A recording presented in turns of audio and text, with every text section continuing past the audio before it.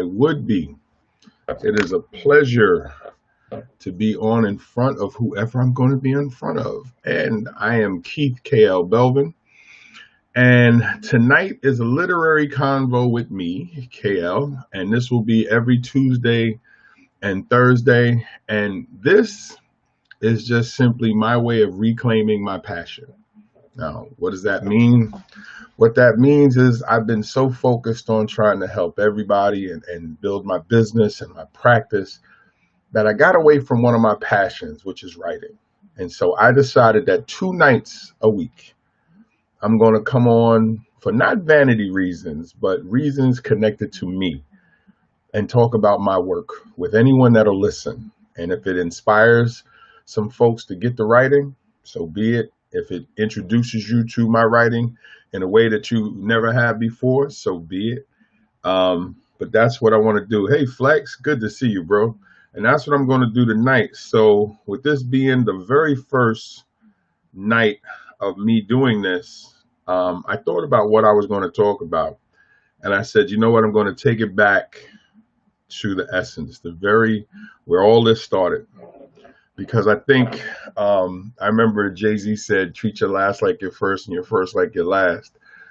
And when listening to the Black album, and it's interesting how we can get so sidetracked with trying to build our business, trying to work on ourselves and everything else that we forget the things that we truly enjoy. And so Tuesday and Thursday nights, just for a half an hour, I'm going to indulge my passion, and I ask you to come take this ride with me. So tonight we're going to look at, now I am a 5-time published author, meaning I have 5 published titles, poetry, fiction, nonfiction, self-help, and a memoir. I have, no, 1, 2, 3, 4, yeah, I have 5. I have 2 works of fiction.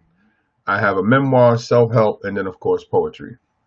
I've been a part of 5 anthologies where I've been asked to contribute to a collective, and that was very interesting. And over that time, I am a 3-time award-winning author, 2-time award-winning poet, and I am an award-winning author because the collaboration that was done in 2009, we won Best Anthology of the Year, and so I was with the Soul of a Man. I was quite happy with that. So I tend to forget that sometimes, that I do have some accolades. I tend to not focus on them, and I do hear from some folks in the literary arena who say, KL, you need to be writing more. We need to have your voice back out there. And I hear them, but I think I get sidetracked. Or I've gotten sidetracked. But tonight we're going to look at my first book. And again, shout out to you, Flex, for joining me. Anybody that's watching, I am on Facebook, YouTube, and Periscope. So if you are watching, give me an emoji, throw an emoji up, throw some type of a 1, whatever you want. Let me know that you're there so I can always acknowledge you when I see you come on, because I can't see everybody that's in on the 3 platforms and LinkedIn. So I can't see everybody, but I can see you when you post in the chat. And if you're on Periscope, don't forget to tap that screen and give some hearts. Also, if you're here on Facebook and YouTube, you can also offer some likes and things like that. It always works out. All right. So, Brother Andre, what's going on? Yo, bro, how's we doing? Yes, sir. My videographer's favorite videographer. How's it going, brother? Great to see you. Thank you for stopping by. So what I wanted to show you is this is my first book. Let me give you the little background in this. This is a Man in Transition by KL. I talked about it the other night on Unapologetically Keith. And one of the things about A Man in Transition, it was published in 2008. Well, back in 2007, when I was trying to figure out what my first book was going to be, I would hear from people and they would say, KL, you shouldn't publish poetry. And I said, what are you talking about? And I would hear all the time where folks were saying, don't do it, don't do it. And I said, I'm not understanding what the problem is.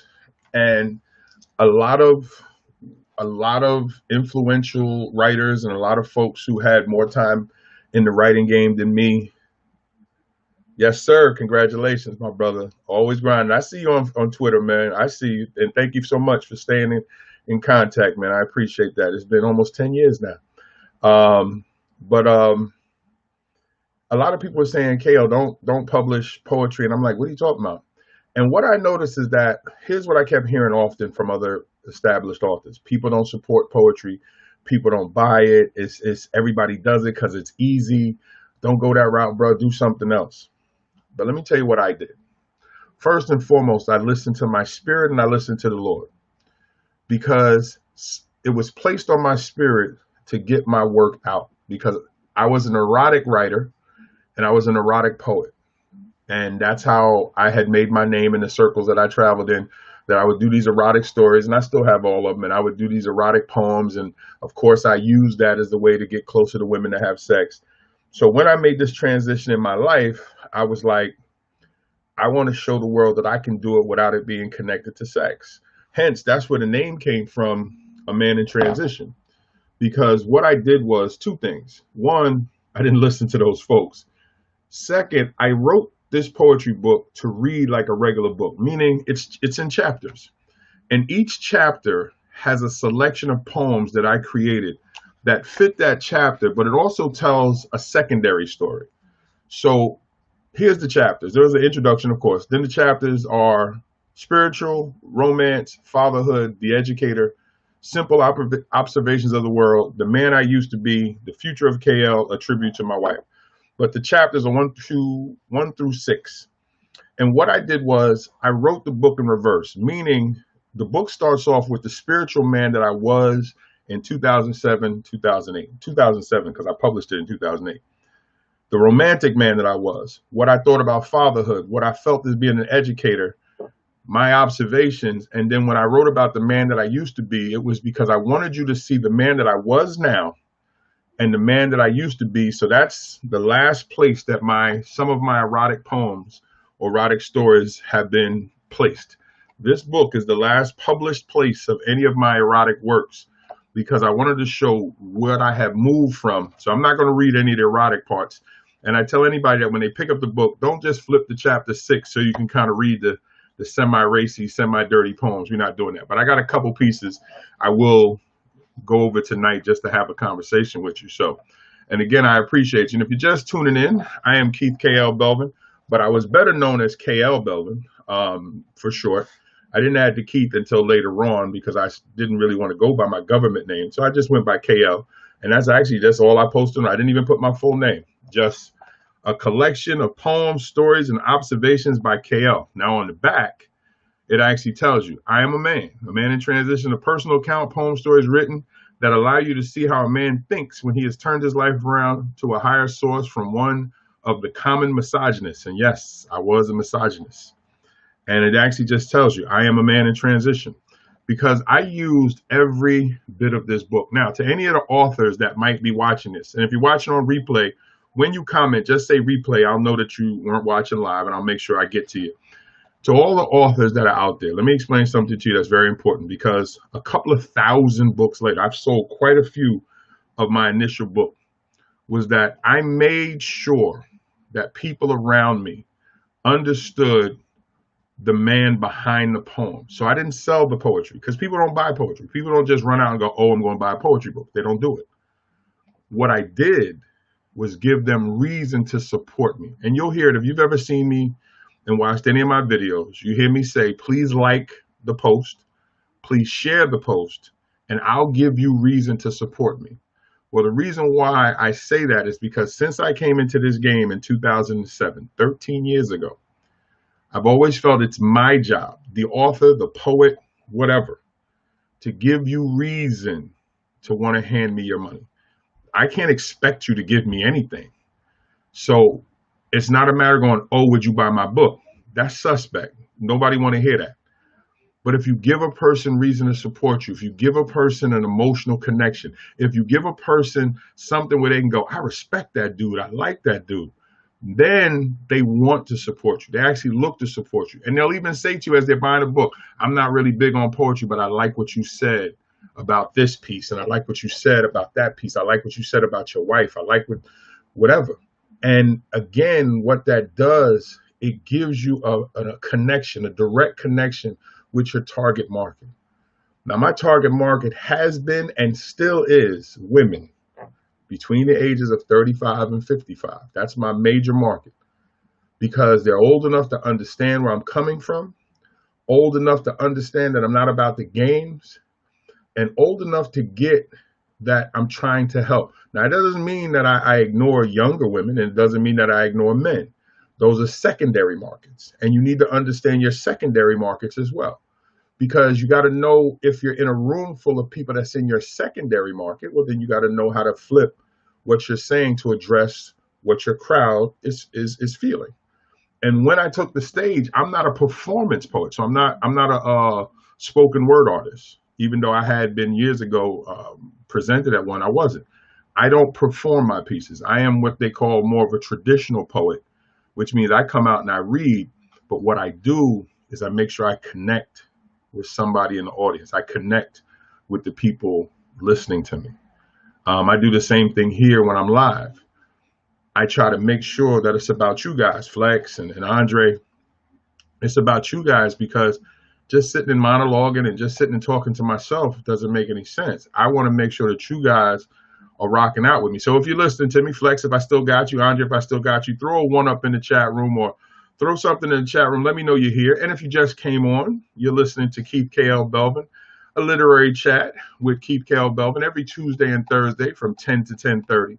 I will be discussing my literary works and just, telling some stories and just doing some me time, but live as I do it. There we go. I appreciate that, Dre. Appreciate you. Appreciate you. So, and the reason again, and here's I want to say this before I get into my work. Do not allow business, do not allow money, do not allow you chasing in that rat race to cause you to lose sight of your passion, to lose sight of the things that you love. I did that. And it cost me because I messed around and had poor sales of a book that I thought was very good. It's right here. And probably Thursday, I'll talk about this right here, Lukewarm Saint, because I just really missed the mark. And when I listened to some of the feedback, we'll talk about that on Thursday. Okay. What I want to do is I want to go through now. The three pieces that I read all the time was My Queen, A Passionate Man, My Queen, Perfect Woman, and I'm Not Superman. But what I want to do is I want to give you just a couple of the pieces to give you an idea of the type of stuff that I was doing at the time. And some, they're not that long. I never make them that long because I think that's another thing that poets make a mistake too, is they rattle on and on and on. If you got a multiple set where you're going to come on a couple of times, don't beat your crowd up in the head where you drag it on for so long that they can't even savor what you gave them earlier. So poets, let me give you this. This is just my own personal belief. Think of your poetry as food. When you bring your food out, you're not going to pile it all on a plate. You're going to let them sample it. You're going to let them enjoy it. You're going to let them savor it. If you give it to them like that, and if you're going to be on for multiple times, serve it in courses. Here's one course. Here's another course. Here's another course. But if you're only going to be on one time, no, you don't flood them with it, but you figure out which piece you're going to go with that you think is going to move the crowd, and you marry yourself to that piece. So when you read it, they get it. And you put that plate down in front of them and you let them do what they want with it. This piece here is, it's called A Passionate Man. I wrote this 20 years ago. My very first poem written in 2000. It is a passionate man who works the extra hours. A man for no reason brings his mother flowers. It is a passionate man who looks upon his children as priceless. A man who understands when others have been thoughtless. It is a passionate man who loves you without fear. A man who craves you and keeps you near. It is a passionate man that even at the end will have your hand. Please, God, please let me one day be a passionate man. And that was before I knew the Lord. That was written again. And a lot of the things that I have written, actually, I take that back. Everything that I write comes from my heart. And that was actually what I had thought about. Back in 2000, I was struggling with myself, cheating on my ex-wife and living very foul. And I would have these moments where I would just find myself wanting to be somebody else. And so a lot of my poems are really reflections of conversations I had with myself or God or just the world. This one here I wrote when I saw a homeless man. And I remember I was in Manhattan and he had asked somebody for some money and they just kind of sucked their teeth. And I heard him yell out, "Don't pass me by. Don't act like you don't see me." And so I handed him $1, didn't say nothing else, and just kept it moving. He said, "Thank you. I'm glad you saw me." And it just struck me. And I would back then just write anytime something just hit me. So I remember I was taking a train and I scribbled this one on the train. And this one is called "Don't Pass Me By Through the Eyes of the Homeless." You gaze at me as if my face has no features. There is a human underneath all this. So you're better than me? As if this was my dream when I skipped to school alongside you. Look deeper. We're not that different. We're only a few mistakes away from each other. Food has lost its taste. I eat to survive. Can you relate as you order lunch? How dare you think I don't have feelings? Try laying here on a cold winter's night. Get a job, you say. How come it's never, do you need some help? You're quick to tell me, but not to offer. Abuse comes in many forms. Some I allowed and others I didn't sign up for. Ever fought for a bed, food, sneakers, or your pride, and then told you're worthless? Your God may be good to you, but look at the large dark sky in the middle of a cold night, starving, and your question, does he truly exist? Well, I have to go. The shelter gives whole sandwiches today. Plus, I can see your latte is getting cold. Keep me in mind when you say to your children, don't waste, people are starving in Africa. Guess what? They're really not that far away. Please pray along with me as I ask that somebody will stop by and talk to me. Since you don't hear me when I scream, don't pass me by. And then I wrote as a note, how fast do we pass the homeless only to act as if we don't see or hear their cries for help? We act as though they are not our brothers and sisters who have fallen on hard times. Remember what the Bible says, Hebrew 13, keep on loving each other as brothers. Do not forget entertaining strangers, for by doing so, you probably have entertained angels without knowing it. Hey, Lynn, how we doing? So that one I wrote about the homeless. And Lynn, thank you for tuning in. I don't know how much you've heard, but I'm just going through my first book called The Man in Transition and just telling the story behind this is how I got started writing, and this is what I wrote.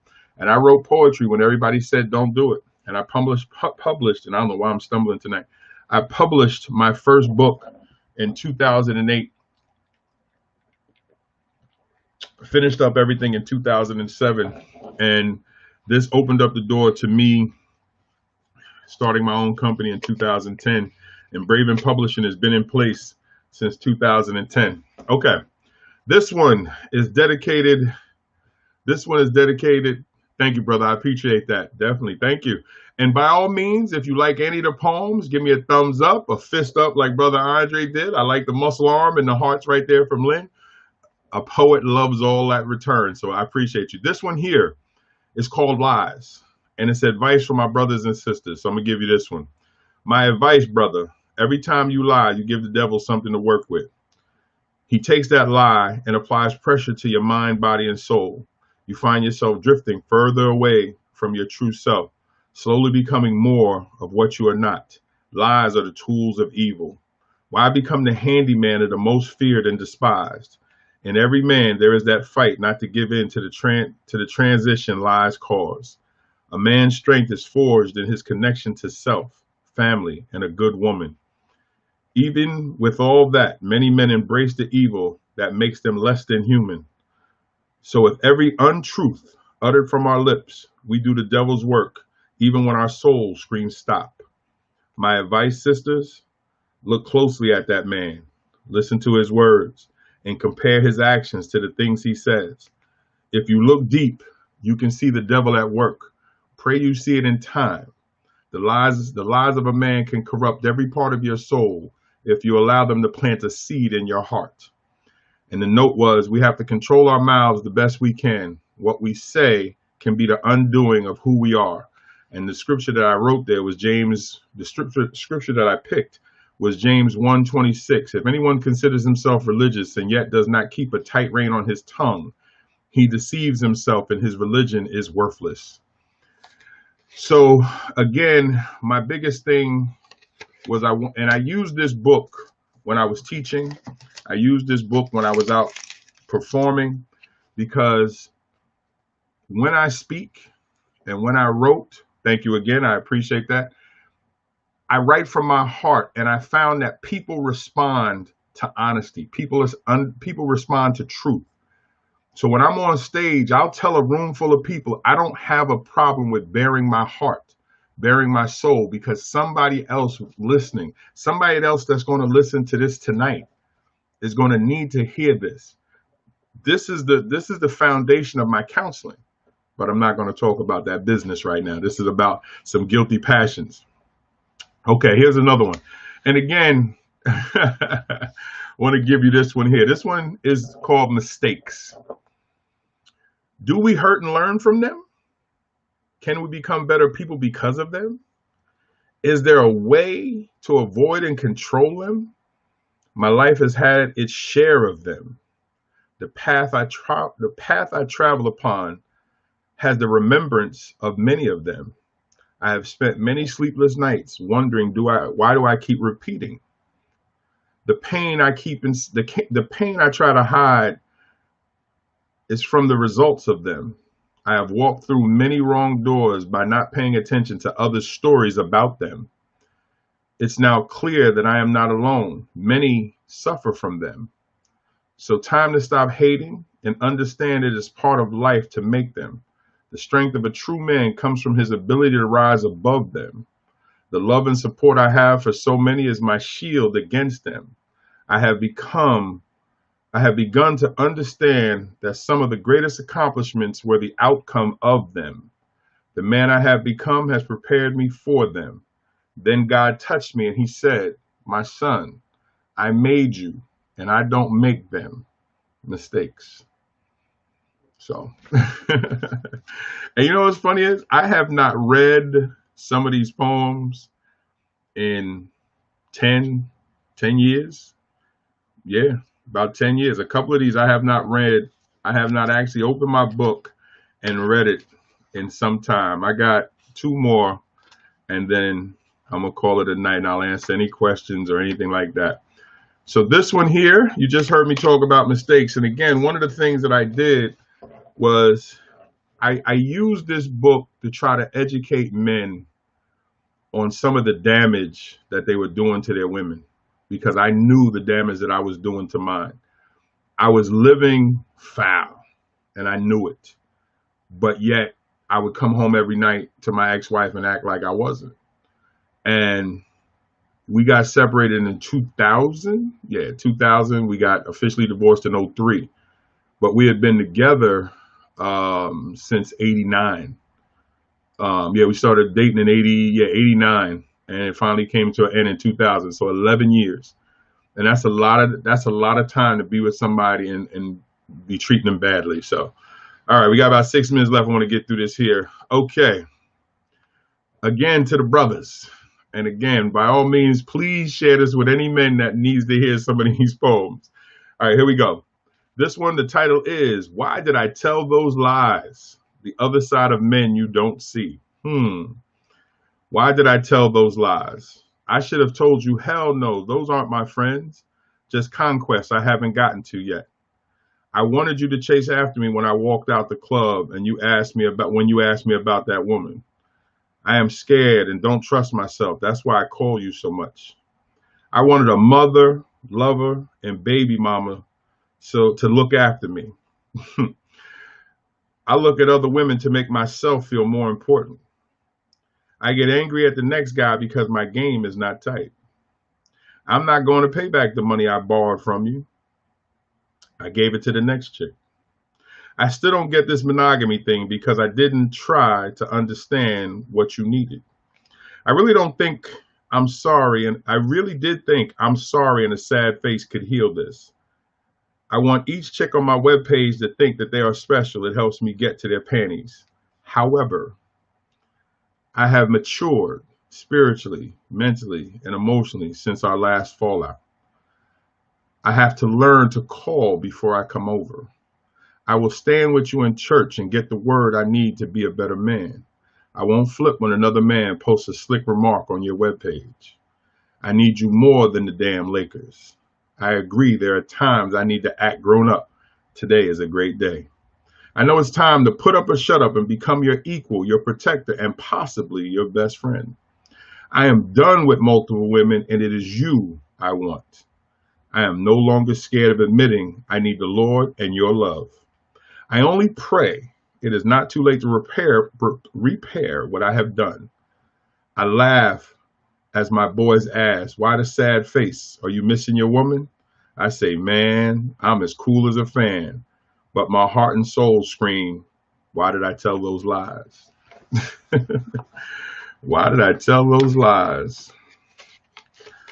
All right, what we got here? 4 minutes. All right, I'm going to finish this up. Okay, this one here real quick. I'm going to finish it up and I'm done. This is the poem that is dedicated to my lovely wife. And this one is the one that when I am in a room full of women and a room full of couples is the one that always makes the women go, ooh, really? Yeah. Thank you, bro. I appreciate you. Okay, to all the ladies, this is dedicated to you because it is dedicated to my wife.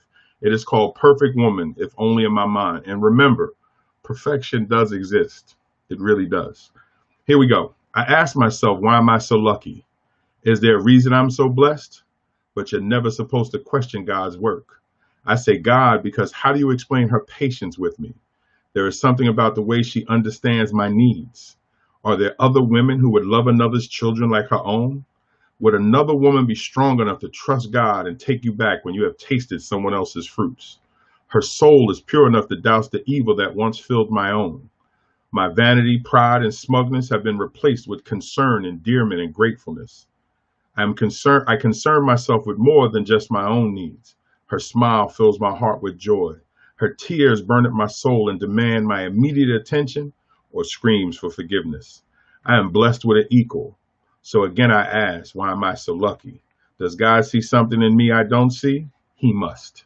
She is sexy beyond belief, even when she sleeps. Can that comfortable look come from what I have brought to her life? The world is funny. 1 minute you're all alone. Next thing, all your dreams are being answered. Well, thank you, God. Well, the only course of action is to leave all my worries, fear, and concern at the Lord's feet. Something about having the right woman makes each day, night, and morning special. I really do have the perfect woman, if only in my mind. And then I wrote the note that came with this is how I see my wife. For it is with her I am even a better man than the Lord has made. Combined with her soul, I feel there is nothing I cannot accomplish. That can only be done by submitting to one's life to the Lord and trusting that what he gives you back is perfect for you, regardless of what one thinks and feels. Perfect woman, if only in my mind. Now you may say, wow, he read that one so much better than the other pieces, because I read that one so much that I almost have it memorized, but I actually, as I'm an auditory learner and listener. So as I hear myself reading it, I already know what's supposed to come. The other pieces, I haven't picked those up in so long that you see, I was trying to get through it. But that's my poetry, guys. And I want to share this before I close out. If you're passionate about something and a voice inside you is telling you to do it, do not allow the people around you to talk you out of what you're passionate about. Be mindful of who you share your dreams with. Because if I had allowed the people around me to have their way, I wouldn't be sitting here now, this way, with my company logo. Actually, both of them. I don't know if you can see the other one, but that's the new one, Belvin Publishing. And actually, back against that back wall over here, some of our original titles. That was some of the first 1, 2, 3, about first 6 books So now, some 48 books later, everything has been what the Lord wanted it to be. So I thank you for hanging out with me tonight. Um, I'll be on Thursday to have a conversation again. To any new authors that are out there, I want you to really decide if self-publishing is the thing that you want, and I want you to be mindful of that. And I want you to understand that it's gonna take a lot of work, and you got to have a niche. You got to have something about your work that you can count on that's going to touch people when you talk to them. Not just your elevator pitch. It's when you walk into a room, why should somebody hand you money for your work? Okay, it's special to you. How is it special to them?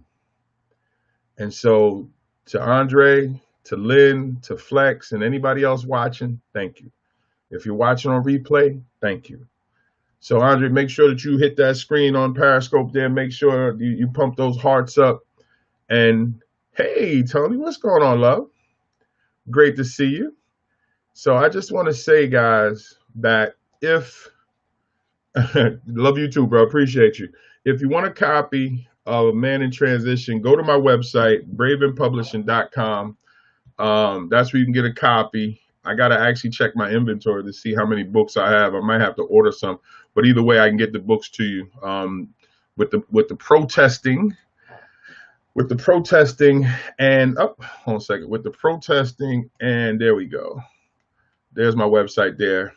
With the protesting and with the pandemic, printing has been tough. So it takes about 2 to 3 weeks. But if you order the book, it'll get to you. I'll make sure of that. But I just want to say thank you for taking the time out. And if you're watching on replay, leave a comment. But here's what I need you to do tonight before you sign off. I want you to like this post.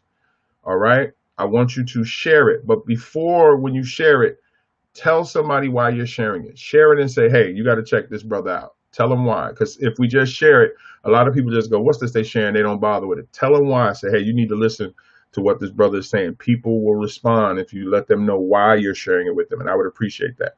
Now, as for supporting me, well, I hope that I've given you reason to support me. And here's how you can support me. 1, you can always purchase the book. 2, you can always let other people know that they should purchase the book. And also, if you're an author and you need consultation, you need to sit down with somebody and say, brother, how do I get to that point? How do I get to have all my books? And these are the 4 that are hard. These are the 4 physical ones, and 1 is an ebook. How do I get to that point? How do I get to the point that I have all my books in place like you do? Well, I want you to be better than me. So if you need the consultation, we can set something up. Remember, you have to invest in yourself. But like I said, I'm not going to get into the business side. I'm on just to talk about the literary work itself. So I have to catch myself. But again, that's how you support me. You support me by purchasing the books, letting other people know about the books, and letting other people know that I'm here to help them. And Thursday, I'm going to talk about Lukewarm Saint, as I started to talk about it the other day, because I really didn't give Lukewarm Saint its due. I really didn't give this book its due. And I think this book tells a good story. And I think when you read it, you're going to come away going, okay. And I like the little plot twist and everything like that. And because I publish my books myself, I take all the responsibility if they don't do well, and I take the hit. But I know what I want to say. And even if I miss the mark a little bit, I'm okay with it because I control my work. It's published through my company. And that's another thing that I'm proud of, that for 13 years, I'm still here and I'm still producing and I'm still viable. And I'm getting back to writing. So I'm going to be finishing up part 2 to Lukewarm Saint, which is Lukewarm Saint, Fox in the Hen House, which is part 2. But we'll talk more about Kevin Watkins and what he got himself into. So again, guys, I want to say thank you so much. You have my website information there. My contact information is on my website. Share that. And any questions, put them in the chat room. I will be stopping back through and reading the post in the chat, and I will respond to everybody. And thank you. I'll be here. And tomorrow night, Unapologetically Keith, we'll be dealing with part 2 of the 15 warning signs that your relationship is in danger. We did the first 5 on Monday. That's up on my page. And tomorrow is part 2. We deal with 5 more, and then we'll finish up with the last 5 on Friday. But I am on every night, Monday, Tuesday, Wednesday, Thursday, Friday. But Monday, Wednesday, and Friday, 9:30 to 10 o'clock, Unapologetically Keith. Tuesday and Thursday, 10 to 10:30, a literary chat with KL.